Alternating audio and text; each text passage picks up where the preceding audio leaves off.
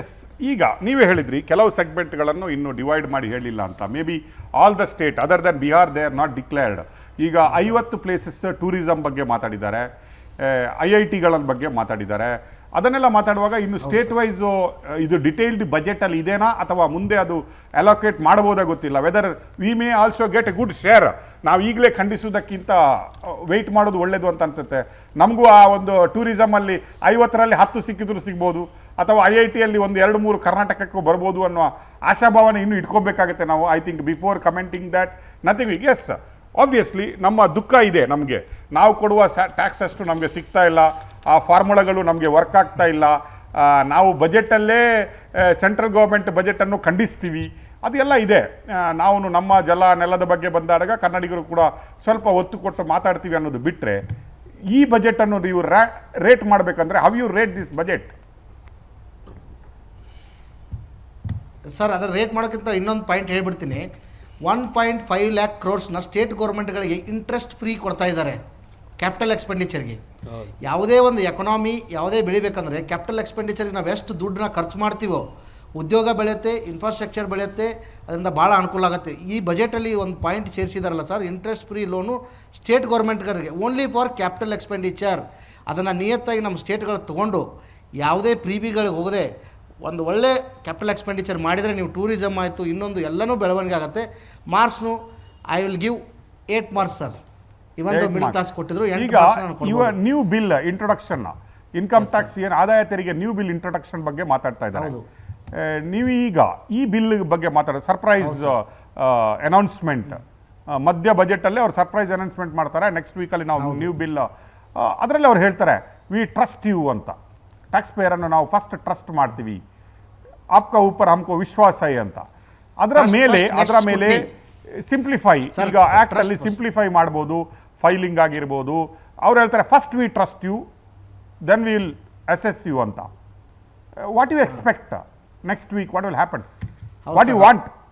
ಹೌದು ಸರ್, ಅವ್ರು ಹೇಳಿರೋದು ಈಗ ವಿಶ್ವಾಸ ಸ್ಕೀಮ್. ನನ್ನ ಪ್ರಕಾರ ಅವರು ಈ ಲಿಟಿಗೇಷನ್ಸ್ ಏನಿದೆಯಲ್ಲ ಸರ್, 50% ಆಫ್ ದ ಲಿಟಿಗೇಷನ್ ಕ್ಲಾಸಸ್ಗಳನ್ನ ರಿಡ್ಯೂಸ್ ಮಾಡಿ ಸಿಂಪ್ಲಿಫೈ ಮಾಡ್ತಾರೆ ಅನ್ನೋದು ಹಿಂಟ್ ಕೊಟ್ಟಿದ್ದಾರೆ ಮೇಡಮ್. ಎಕ್ಸಾಕ್ಟ್ಲಿ. ಯಾಕಂದರೆ ಇರೋ ಆ್ಯಕ್ಟ್ಗಳನ್ನ 50% ಎಕ್ಸಾಕ್ಟ್ಲಿ ಕಡಿಮೆ ಮಾಡ್ತಂತ ಹೇಳಿದ್ದಾರೆ. ಹಾಗೆ ಅವರು ಅದರ ಕ್ಲೂನು ಕೊಟ್ಟಿದ್ದಾರೆ ಈಗ. ಯಾಕಂದರೆ ವಿಶ್ವಾಸ ಸ್ಕೀಮಿಂದ ಸ್ಟಾರ್ಟ್ ಮಾಡ್ಕೊಂಡ್ರೆ ಏನಂತಂದರೆ ಜನರ ರೆಸ್ಪಾನ್ಸು ನೋಡಿದ್ದಾರೆ. ಸೊ ನಾವು ವಿವಾದ ಮಾಡದೆ ಸಿಂಪ್ಲಿಫೈ ಮಾಡಿದ್ರೆ ಎಲ್ಲರೂ ಜನರು ಟ್ಯಾಕ್ಸ್ನ ಏವಿಯೇಷನ್ ಮಾಡದೆ ನಿಯತ್ತಾಗಿ ಕಟ್ಟೋಕ್ಕೆ ಏನು ಬೇಕೋ ಅದನ್ನೆಲ್ಲನೂ ಹೊಸ ಇನ್ಕಮ್ ಟ್ಯಾಕ್ಸಲ್ಲಿ ಇನ್ನೊಂದು ವಾರದಲ್ಲಿ ಅವ್ರು ಬಣ್ಣೆ ಮಾಡ್ತಂತ ಹೇಳಿದ್ದಾರೆ. ಈಗ ಏನು ಬೇಕಾಗಿದೆ ಅದನ್ನು ಕ್ಲೂ ಅಂತ ಕೊಟ್ಟಿದ್ದಾರೆ. ನನ್ನ ಪ್ರಕಾರ ನಿನ್ನೆ ಮೋದಿ ಅವರು ಹೇಳಿದರು ಲಕ್ಷ್ಮೀ ಕೃಪಾ ಕಟಾಕ್ಷ ಅಂತ. ಸೊ ಅದು ನಮ್ಮ ಮಿಡಲ್ ಕ್ಲಾಸ್ ಜನಕ್ಕೆ ಇವತ್ತು ಸಿಕ್ಕಿದೆ ಸರ್. ಎಂಜಾಯ್ ಮಾಡೋಣ, ಮೇಲೆ ಭಾಳ ಚರ್ಚೆ ಮಾಡಿ. ನಿಮ್ಮ ಈ ವರ್ಡನ್ನು ಎಕ್ನಾಲಜಿ ಮಾಡ್ತಾ ನಿರ್ಮಲಾ ಸೀತಾರಾಮನ್ ಒಂದು ಹಿಂಟು ಮಾತ್ರ ಅಲ್ಲ, ಅನೌನ್ಸ್ ಮಾಡ್ತಾರೆ 2024 ಜುಲೈವರೆಗೆ ಕ್ರಿಮಿನಲ್ ಆ್ಯಕ್ಟ್ ಏನಿದೆ ಅದನ್ನು ನಾವು ತೆಗಿತೀವಿ ಅಂತ. ಸರ್ ಅವರು ನ್ಯಾಯ ಭಾರತ್ ಸಾಹಿತ್ಯ ಅಂತ ಏನು ಮಾಡಿದ್ರಲ್ಲ ಸರ್, ಅದರಲ್ಲಿ ಭಾರತ್ ಅನ್ನೋದು ಮಾಡಿದ್ರಲ್ಲ, ಇದರಲ್ಲೂ ಇನ್ಕಮ್ ಟ್ಯಾಕ್ಸಲ್ಲಿ ಅದೇ ಥರ ವರ್ಡ್ ಬರುತ್ತೆ ಅಂದ್ಕೊಂಡಿದ್ದೇನೆ, ಭಾರತ್ ಅಂತೇಳಿ. Okay, what you want next ವೀಕಲ್ಲಿ ಏನು ಎಕ್ಸ್ಪೆಕ್ಟ್ ಮಾಡ್ತಾ ಇದ್ದೀರಿ ನೀವು? ನಮಗೆ ಈ ಲಿಟಿಗೇಷನ್ ಲೆಸ್ ಟ್ಯಾಕ್ಸ್ ರೆಜಿಮ್ ಬಂದರೆ ಎಲ್ಲರೂ ಈಸಿ ಆಗುತ್ತೆ. ಯಾರೋ ಒಬ್ರು ನಮ್ಮ ಸ್ನೇಹಿತರು ಮುಂಚೆ ನಾನು ಮಾತಾಡ್ತಾ ಇದ್ದು ಕೇಳ್ತಿದ್ದೆ, ಎಲ್ಲ ಟ್ಯಾಕ್ಸ್ ರೆಜಿಮ್ ಮಾಡಿದರೆ ಟ್ಯಾಕ್ಸೇಷನ್ ಚಾರ್ಟರ್ಡ್ ಅಕೌಂಟೆಂಟ್ಸು ಪ್ರೊಫೆಷನಲ್ಸ್ ಇರ್ತಾರಲ್ಲ.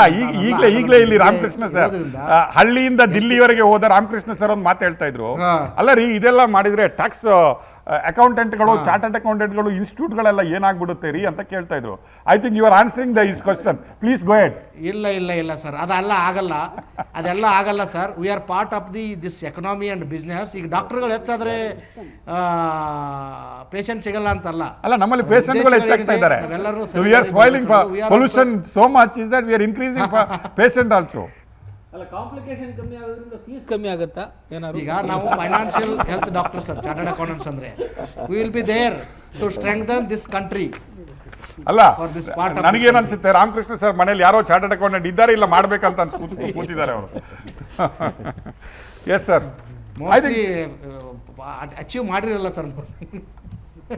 ಸರ್, ಈಗ ಇಂಡಸ್ಟ್ರಿಗಳ ಬಗ್ಗೆ ಬಂದೆ, ಉದ್ಯೋಗಾವಕಾಶಗಳ ಬಗ್ಗೆ ನಾವು ಮಾತಾಡ್ತಾ ಇದ್ವಿ. ಸೊ ಮೋಸ್ಟ್ ನಮ್ಮ ಏನೋ ಒಂದು ಶಾಪ ಅಂತ ಹೇಳ್ಬೋದು ನಿರುದ್ಯೋಗ ಮತ್ತು ಬಡತನ ಅನ್ನೋದು. ಈಗ ಈ ಎಲ್ಲ ಎನ್ಕರೇಜ್ಮೆಂಟಿಂದಾಗಿ ಉದ್ಯೋಗಾವಕಾಶಗಳು MSME ಸೆಕ್ಟರ್ಗಳಲ್ಲಿ ಎಷ್ಟು ಇನ್ಕ್ರೀಸ್ ಆಗ್ಬೋದು ಅನ್ನುವ ಆಶಾಭಾವನೆ ಇದೆ ನಿಮಗೆ? ಸರ್ MSME ನೋಡಿ ಕ್ರೆಡಿಟ್ ಗ್ಯಾರಂಟಿಗಳನ್ನ ಅವರೆಲ್ಲನೂ ಡಬಲ್ ಮಾಡಿದ್ದಾರೆ. ಈ ಎಸ್ಪೆಷಲಿ ಸ್ಟಾರ್ಟಪ್ಗೆ ಸಹಿತನೂ ಇನ್ಕ್ರೀಸ್ ಮಾಡಿದ್ದಾರೆ ಕ್ರೆಡಿಟ್ ಗ್ಯಾರಂಟಿ ಸ್ಕೀಮ್ನ. ಹಾಗೆ ಅವರು ಏನು ಈ ಟೂರಿಸಮು ಇನ್ನೊಂದು ಮತ್ತೊಂದು ಹೇಳಿದ್ರಲ್ಲ ಚಿಕ್ಕ ಪುಟ್ಟ, ಅವ್ರು ಹೇಳಿದ್ರನ್ನ ಅದರಿಂದ ಉದ್ಯೋಗಾವಕಾಶಗಳಿಗೆ ನಮ್ಮಲ್ಲಿದೆ. ನಾನು ಮತ್ತೆ ಸುತ್ತಿ ಬಳಸಿ ಬರೋದು ಸ್ಕಿಲ್. ನನಗೆ ಇನ್ನೊಂದು ಕೊರತೆ ಕಾಡ್ತಾ ಇರೋದು ಎಜುಕೇಷನ್ನ ಅಪ್ ಟು ಏನು ಕಲಿತೀವೋ ಅದನ್ನು ಬಂದು ನಾವು ಉದ್ಯೋಗ ಮಾಡಬೇಕು. ಅದು ನಮ್ಮ ಕನಸು. ಅದು ಯಾವಾಗ ಆಗುತ್ತೋ ಗೊತ್ತಿಲ್ಲ. ಅದಾದರೆ ನಿರುದ್ಯೋಗ ಅನ್ನೋದೇ ಇರಲ್ಲ sir. One more major section was touched ಅಂತ ಹೇಳೋದಕ್ಕೆ ಟಾಯ್ಸ್ ಮ್ಯಾನುಫ್ಯಾಕ್ಚರಿಂಗ್ ಇಂಡಸ್ಟ್ರಿ ಬಗ್ಗೆ ಮಾತಾಡ್ತಾರೆ. ಐ ಆಲ್ಮೋಸ್ಟ್ ಥಿಂಕ್ ಇದರ ಬಗ್ಗೆ ಮಾತಾಡುವಾಗ ಇಟ್ ಈಸ್ ಚೈನಾ ಏನು ಹೋಲ್ಡ್ ಇದೆ 100% hold on toys manufacturing companies.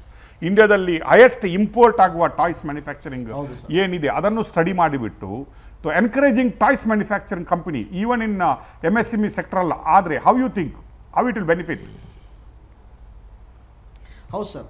ಈಗ ಅವ್ರು ನೋಡಿ ಕಸ್ಟಮ್ಸ್ ಡ್ಯೂಟಿನ ಏನು ಇಂಪೋರ್ಟ್ ಇದೆಲ್ಲ ಕಸ್ಟಮ್ಸ್ ಇದು ಮಾಡ್ತಾರಲ್ಲ ಇಂಪೋರ್ಟ್ಗೆ ಟಾಯ್ಸ್ ಮತ್ತು ಲೆದರ್ ಇಂಡಸ್ಟ್ರಿಗಳಿಗೆ ಟಾರ್ಗೆಟ್ ಮಾಡಿದ್ದಾರೆ. ಜಾಸ್ತಿ ನೀವು ಆ ಬಳಕೆ ಮಾಡ್ತಕ್ಕಂಥ ಐಟಮ್ಗಳನ್ನ ತರಿಸ್ಕೊಂಡು ಇಲ್ಲಿ ರೆಡಿ ಮಾಡಿ ಎಕ್ಸ್ಪೋರ್ಟ್ ಮಾಡ್ಬೋದು.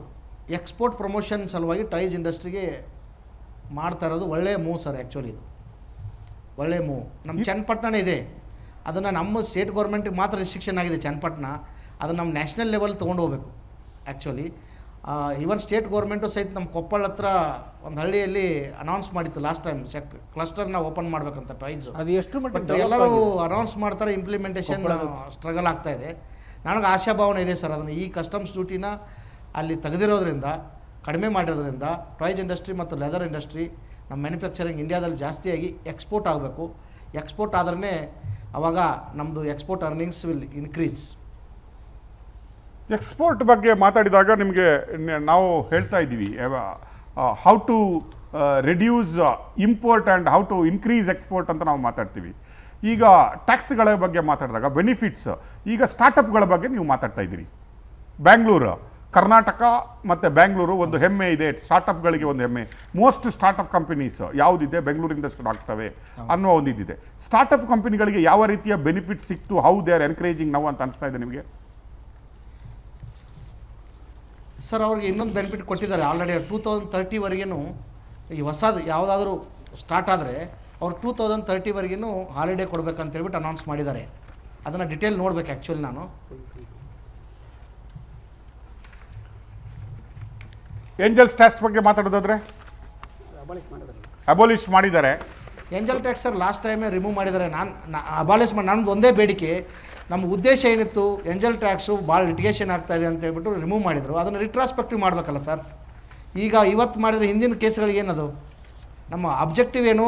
ಏಂಜಲ್ ಟ್ಯಾಕ್ಸ್ ಬೇಡ ಅಂದರೆ ಹಿಂದಿಂದ ತೆಗೆದುಬಿಡಬೇಕು ರಿಟ್ರಾಸ್ಪೆಕ್ಟಿವ್. ಈಗ ಅವ್ರು ಪ್ರಾಸ್ಪೆಕ್ಟಿವ್ ಮಾಡಿದ್ದಾರೆ. ರಿಟ್ರಾಸ್ಪೆಕ್ಟಿವ್ ಏನಾಗಿತ್ತು ಅದನ್ನೆಲ್ಲ ತೆಗಿಬೇಕು. ಅದೇ ನಾನು ಹೇಳ್ತಾ ಇರೋದು, ಆ ಒಂದು ನಿಮ್ಮ ಬೇಡಿಕೆ ಆ ಒಂದು ನಿಮ್ಮ ಬೇಡಿಕೆ ಈಡೇರಿಲ್ಲ ಅಂತ ಹೇಳ್ತಾ ಇದ್ದೀರಾ ಏನು ಅಂತ?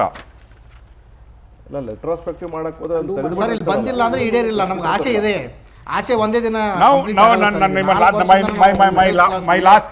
ಡಿಬೇಟ್ ಅಲ್ಲಿ ಕೇಳ್ತಾ ಇದ್ವಿ, ಇವತ್ತು ಈಡೇರಿದೆ. My last question to you. 100% FDI in insurance sector. Yes sir. Are you happy? Are you happy on that? ಹೌದು ಸರ್. ಒಂದು ಕಂಡೀಷನ್ ಹಾಕಿದ್ದಾರೆ, ಎಲ್ಲ ಪ್ರೀಮಿಯಮ್ ಇಂಡಿಯಾದಲ್ಲೇ ಇರಬೇಕಂತ, ಇಂಡಿಯಾದಿಂದನೇ ಇರಬೇಕಂತ ಹೇಳಿದ್ದಾರೆ. ಆ ಕಂಡೀಷನ್ ಅಪ್ಲಿಕ್ ಮಾಡಿದ್ರೆ ಐ ಆಮ್ ಹ್ಯಾಪಿ. ಸೊ ಏನಾಗ್ಬೋದು ನಮ್ಮ LIC ಹೊರಗಡೆ ಹೋಗಂಗಿಲ್ಲ? ಹೇಗಾಗ್ಬೋದು ನಮ್ಮ LIC ಅಂತ? Sir LIC will be always top sir. ಯಾಕಂದರೆ ನಮ್ಮ ಇಂಡಿಯನ್ ಈ ಜೀನ್ಸು ಮತ್ತು ಈ ಸೊಯಿಲಲ್ಲಿ ಬೆಳೆದಕ್ಕಂಥ LIC ಇದೆಯಲ್ಲ, ಇವಾಗಾದರೂ ನೀವು ಯಾರನ್ನೇ ಕೇಳಿ they will go with LIC more. ಸಬ್ಕಾ ಸಾಥ್ ಸಬ್ಕಾ ವಿಕಾಸ್ ಆಗ್ತಾ ಇದೆ ಅಂತ ಅನಿಸ್ತಾ ಇದೆನಾ ಈ ಬಜೆಟಲ್ಲಿ ನಿಮಗೆ? ಸರ್ ಹೆಜ್ಜೆ ಇಟ್ಟಿದ್ದಾರೆ, ಅದು ಕಂಪ್ಲೀಟ್ ಆಗಲ್ಲ, ಕಂಪ್ಲೀಟ್ ಪ್ರೊಸೆಸ್ ಆಗಬೇಕಿನ್ನ. Okay, S.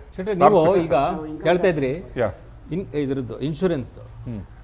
Insurance is a very vast area. ನಮ್ಮಲ್ಲಿ ಅದು ಎಕ್ಸ್ಪ್ಲಾಯ್ಟ್ ಆಗೇ ಇಲ್ಲ. Coverage is very poor. ಹಾಗಾಗಿ ಸಾಕಷ್ಟು ಸ್ಕೋಪ್ ಇದೆ. ಆ್ಯಂಡ್ ಕಳೆದ ಒಂದು ಸುಮಾರು 10 ವರ್ಷದಿಂದಲೇ ಏನೋ ಟೈಅಪ್ಗಳು ಅದಕ್ಕೆಲ್ಲ ಅವಕಾಶ ಕೊಟ್ಟಿದ್ದಾರೆ. ಹಾಗಿದ್ದು ಕೂಡ LIC has been able to take on the competition. ಈಗ ದೇ ಸ್ಟಿಲ್ ನಂಬರ್ ಒನ್. ಬೇರೆ ಎಷ್ಟೆಷ್ಟೇ ಕಂಪ್ನಿಗಳು ಬಂದು ಅವ್ರು ಏನೇನೋ ಹೊಸ ಸ್ಕೀಮ್ಗಳು ತಂದರೂ ಕೂಡ LIC has remained on top. So competition ಜಾಸ್ತಿ ಬಂದದ್ದು ಒಳ್ಳೆಯದೇ. ಆಮೇಲೆ ಸ್ಕೋಪ್ ಜಾಸ್ತಿ ಇದೆ. ಈಗ ಅದನ್ನು ನಾವು 140 crores ಜನ ಇದ್ದು ಇಲ್ಲಿರ್ತಕ್ಕಂಥದ್ದು very very very minimal. So it's a very vast area and economy ಬೆಳೀಲಿಕ್ಕೆ ಅನುಕೂಲ ಆಗುತ್ತೆ. ಅದರಿಂದ 100% ಈಗ ಮಾಡಿರ್ತಕ್ಕಂಥದ್ದು ಸ್ವಾಗತಾರ್ಹ. ಬಟ್ ಚೆಕ್ಸ್ ಆ್ಯಂಡ್ ಬ್ಯಾಲೆನ್ಸಸ್ ಇಟ್ಕೋಬೇಕಾಗುತ್ತೆ. Definitely will have to. Economy ಅಷ್ಟೇ ಅಲ್ಲ sir, social security is also important. ಹೌದು. This insurance sector. ಇನ್ನು ಗಿಗಾ ವರ್ಕರ್ಸ್ಗಳ ಬಗ್ಗೆ ಮಾತಾಡುವಾಗ 1 crore ವರ್ಕರ್ಸ್ ಗೆಟಿಂಗ್ ಇನ್ಶೂರೆನ್ಸ್, ಏನು ಹೇಳ್ತೀರಿ? ಕೊರೆ ಸರ್ ಕೇಳಿಸ್ತಾ ಇಲ್ಲ, please repeat. 1 crore giga workers getting contract workers. ಹಾಂ ಸರ್, ಹಾಂ ಅದೊಂದು ಭಾಳ ಒಳ್ಳೆ ಮೂವ್ ಸರ್ ಅದು. ಯಾಕಂದರೆ ನಮ್ಮ ಸ್ವಿಗ್ಗಿ ಜೊಮ್ಯಾಟೊ ಇದರಲ್ಲಿ ಇದಾರಲ್ಲ ಆ ಎಲ್ಲ ಕೆಲಸಗಾರರಿಗೆ, ಅಂದರೆ ಇದು ಸಾಮಾನ್ಯ ವರ್ಕರ್ಗೆ ಹೋಗಿ ಮುಟ್ಟಿದೆ. ಯಾರೋ ಸ್ಟೂಡೆಂಟ್ ಪಾರ್ಟ್ ಟೈಮ್ ಸ್ಟೂಡೆಂಟ್ ತನ್ನ ಕಾಲೇಜ್ ಮುಗಿಸಿ ಸ್ವಿಗ್ಗಿಯಲ್ಲೋ ಜೊಮ್ಯಾಟೊ ಅಲ್ಲಿ, ಅಂದರೆ ಇದು ಒಂದು ನಿರುದ್ಯೋಗತನವನ್ನು ಹೋಗಲಾಡಿಸೋದು ಒಂದು, ಮತ್ತು ಎಲ್ಲರನ್ನ ಕಾಯಕ ಕ್ಷೇತ್ರಕ್ಕೆ ನಮ್ಮ ಕಾಯಕ ಮಾಡಬೇಕು, ನಾವು ದುಡಿಬೇಕು ಅನ್ನೋ ಕ್ಷೇತ್ರ ಇದೆಯಲ್ಲ, ಅದಕ್ಕೆ ಭಾಳ ಎನ್ಕರೇಜ್ ಮಾಡಿರ್ತಕ್ಕಂಥದ್ದು ಈ ಯೋಜನೆ. ನನಗನ್ಸುತ್ತೆ 1 crore ಭಾಳ ಕಮ್ಮಿ, ವೆರಿ ಲಿಟಲ್. ಒಂದು ಸ್ಟೆಪ್ ಓವರ್ ದ ಪೀರಿಯಡ್. ನಾವು ಅಲ್ಲ, ಈಗ ಆ ಕ್ಷೇತ್ರದಲ್ಲಿ ನನ್ನ ಅಂದಾಜು ಅಟ್ಲೀಸ್ಟ್ ಒಂದು 25-30 ಕೋಟಿ ವರ್ಕರ್ಸ್ ಇರಬಹುದು. ಯಾಕಂದ್ರೆ ಪ್ರತಿಯೊಂದು ಸಣ್ಣ ಊರುಗಳಲ್ಲೂ ಇದ್ದಾರೆ. ಸಣ್ಣ ಊರುಗಳಲ್ಲೂ ಇದ್ದಾರೆ. ಏನಂದ್ರೆ ನಿಮ್ಗೆ ವರ್ಕರ್ಸ್, ಟೋಟಲ್ ಎಂಪ್ಲಾಯಬಲ್ ವರ್ಕರ್ಸ್ ಮತ್ತು ಗೀಗಾ ವರ್ಕರ್ಸ್ ಏನಿದೆ 25 ಕೋಟಿ ಅಷ್ಟು ತುಂಬಾ ಜಾಸ್ತಿ ಪ್ರಮಾಣ ಅನ್ಸುತ್ತೆ. ಅದು ಸರಿ ಇದೆ. 5 to 6 crores ಇರಬಹುದು. ಆ 5 to 6 crores ಇವತ್ತು ಇನಿಷಿಯಲಿ ಏನಿದೆ 1 crore ಇವತ್ತು ಫಸ್ಟ್ ಫೌಂಡೇಶನ್ ಹಾಕಿದ್ದಾರೆ. ಇನ್ನು ಮುಂದಿನ ದಿನಗಳಲ್ಲಿ ಅದು ಮಾಡ್ತಾರೆ. ಅದು ಪ್ರಕಾರ 100% it's a welcome move. As everybody are saying it's a welcome move. ಇವತ್ತೇನಿದೆ ಅದು 5 ಕೋಟಿ ಇರಲಿ 6 ಕೋಟಿ ಇರಲಿ ಬೇರೆ ವಿಚಾರ. ಆದರೆ ಫೌಂಡೇಶನ್ ಅಂತ ಹಾಕಿದಾಗ ನೀವು 1 ಕೋಟಿ ಫೌಂಡೇಶನ್ ಹಾಕೋದಿದೆಯಲ್ಲ, ಇಟ್ಸ್ ಅ ಬಿಗ್ ಯೋಜನೆ, ದೊಡ್ಡ ಯೋಜನೆ. ಆಮೇಲೆ ಡೇಟಾ ಏನಿದೆ, ಆಮೇಲೆ ಈಗ ಉದ್ಯೋಗ ಅಂತ ಹೇಳ್ತಾರೆ, ನಿರುದ್ಯೋಗ ಅಂತೇಳಿ. ಈಗ 2-3 ಕೆಲಸ ಮಾಡ್ತಕ್ಕಂಥವ್ರು ಇರ್ತಾರೆ. ಆಗಲೇ ಹೇಳ್ತಿದ್ರು, ಸರ್ರು ಹೇಳ್ತಾ ಇದ್ರು, ಸ್ಟೂಡೆಂಟ್ ಆಗಿ ವ್ಯಾಸಂಗ ಮಾಡ್ತೇನೆ, ಆದರೆ ಏನಂದರೆ ಗಿಗಾ ವರ್ಕರ್ ಕೆಲಸ ಮಾಡ್ತೇನೆ. V welcome it. ಅಂಥವ್ರಿಗೆ ಈಗ ಇಮಿಡಿಯೇಟಾಗಿ ಕವರ್ ಮಾಡೋದು ಬದಲು ಫಸ್ಟು ಯಾರು ಫುಲ್ ಟೈಮ್ ಗೀಗಾ ವರ್ಕರ್ ಇದ್ದಾನೆ ಅವನು ಕವರ್ ಮಾಡೋಣ. ನಂತರ ದಿನಗಳಲ್ಲಿ ಯಾರು ಸೆಕೆಂಡ್ ಶಿಫ್ಟಲ್ಲೋ 3rd ಶಿಫ್ಟಲ್ಲೋ ಕೆಲಸ ಮಾಡ್ಕೊತೇನೆ, ಪಾರ್ಟ್ ಟೈಮ್ ಮಾಡ್ತೇನೆ, ಅಂಥವ್ರಿಗೆ ಕವರ್ ಮಾಡೋಣ. ಆ ಉದ್ದೇಶಗಳನ್ನ ಇಟ್ಕೊಂಡು ಮಾಡಿರೋದ್ರಿಂದ 100% ಸ್ವಾಗತಾರ್ಹ ವಿಚಾರ. Challenges are there. ಇದೇ vast country with 140 crore population. ಆಮೇಲೆ ಎಲ್ಲದಕ್ಕಿಂತ ಜಾಸ್ತಿ ಈಗ ಡಿಜಿಟಲೈಸೇಷನ್ ಆಫ್ ಸೆನ್ಸಸ್ ಆಗುತ್ತೆ.